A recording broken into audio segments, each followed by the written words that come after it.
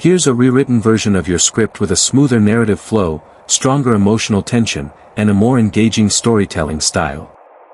The first time Ethan looked at me that weekend, something felt different. His eyes weren't warm or reassuring. They were filled with suspicion. "Where were you?" he asked quietly.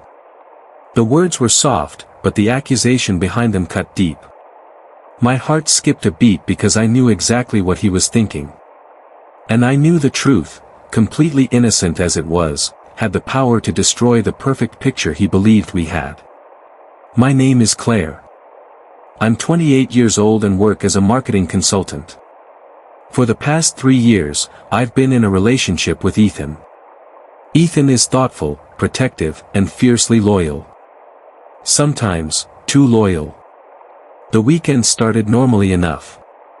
I was heading to a nearby city for a business trip. Before leaving, I kissed Ethan goodbye and told him I'd be back in a couple of days. Neither of us could have imagined how quickly everything would spiral. Missed calls. Unanswered messages. A single text taken out of context. And suddenly, trust was hanging by a thread. On Friday evening, after checking into my hotel, disaster struck. I realized I had forgotten my laptop charger at home. Normally, it wouldn't have been a big deal. But I had a critical presentation due Monday morning, one that could secure a major client for my company. Panic set in immediately. That's when I met Alex, the hotel's front desk manager. He was friendly, professional, and already dealing with several technical issues at the hotel, including painfully slow Wi-Fi. When he learned about my situation, he offered to help me access the hotel's business center so I could work remotely. 1 hour turned into 2. We troubleshot technical problems, printed presentation materials, and even exchanged ideas that helped improve my campaign. It was productive. Professional. Completely harmless. But Ethan knew none of that. Later that night, when he called, I could instantly hear something different in his voice. He sounded distant. Cold. Suspicious. "You've been quiet," he said. I laughed nervously and blamed it on work stress. What I didn't know was that earlier, an accidental tap on my messaging app had exposed part of a conversation with Alex. Out of context, one message looked terrible. "Can't wait to see you tomorrow." The message referred to meeting again in the business center to finish the presentation. But Ethan didn't know that. And his imagination filled in the blanks.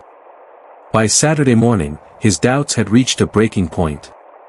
Without warning, he showed up at my hotel. The moment I opened the door, I saw it in his eyes. He wasn't there to surprise me. He was there to find answers.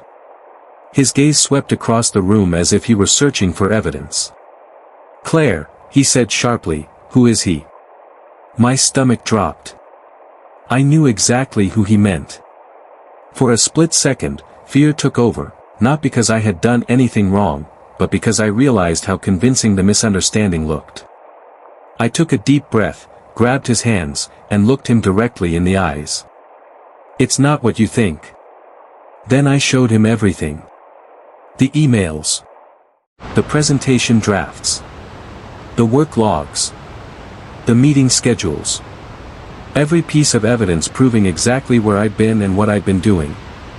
Nothing was hidden. Nothing was inappropriate. Nothing had happened. As Ethan looked through everything, I watched the emotions on his face shift. Anger. Confusion. Relief. Embarrassment. He wanted to hold on to his suspicions, but the truth was impossible to ignore. Finally, the tension broke. He pulled me into a tight embrace. For a moment, neither of us said anything. Then I heard his voice crack. "I thought I was losing you." But the story didn't end there. Wanting to put the misunderstanding to rest once and for all, I suggested we meet Alex in the hotel lobby. Coincidentally, the hotel was filming promotional footage that weekend. When we met, Alex calmly explained everything. The work emergency. The brainstorming sessions. The business center meetings. Every interaction had been entirely professional. Some of it had even been captured by the hotel's cameras. Watching the footage, Ethan couldn't help but laugh at himself. The mystery he'd built in his mind disappeared within minutes. By Sunday, we were finally able to breathe again. We talked. We cried. We laughed about how quickly assumptions had nearly damaged something valuable. Most importantly, we learned. Ethan realized how dangerous it can be to jump to conclusions before knowing the full story. And I realized how easily misunderstandings can grow when communication breaks down. That weekend changed our relationship forever. Not because we lost trust, but because we rebuilt it stronger than before. Today, Ethan still jokes about the whole incident. Whenever friends ask about relationship lessons, he'll sometimes tell the story, and even laugh about how convinced he was that something suspicious was happening. Because in the end, the truth was much simpler than the story his fears had created. And sometimes, that's exactly the lesson we need to remember. This version increases suspense, improves pacing, and creates a more cinematic storytelling style that's ideal for YouTube narration, podcasts, or short-form relationship drama content.